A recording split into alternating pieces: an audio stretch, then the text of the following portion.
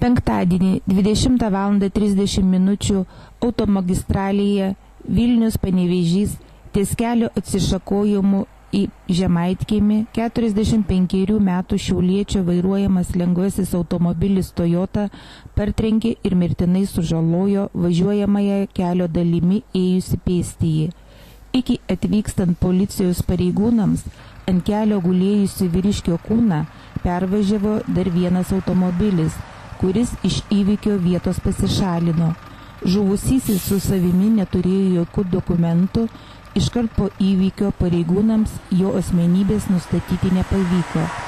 Šeštadienio rytą paaiškėjo, kad tai 37 metų Juodausių kaimo gyventojas. Anksčiau šioje vietoje automagistralės skiriamojoje juostoje buvo įrengti apsisukimai, kuriais būdavo galima iš miesto patekti į kitoje pusėje esančius kaimus bei sodų bendriją.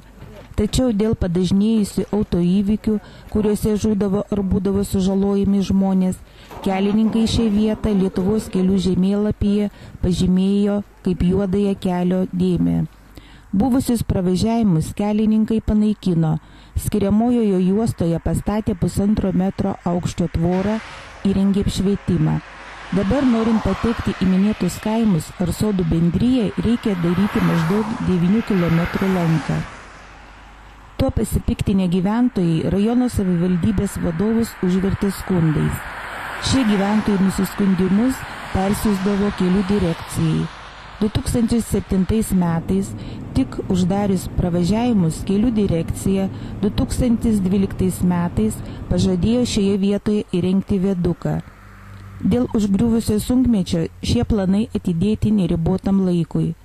Tačiau praėjusiais metais daugelio rajono gyventojų nuostabai netoli šios vietos kelių direkcija nusprendė įrengti požeminę gyvūnų perėją, kainavusią kelis milijonus litų.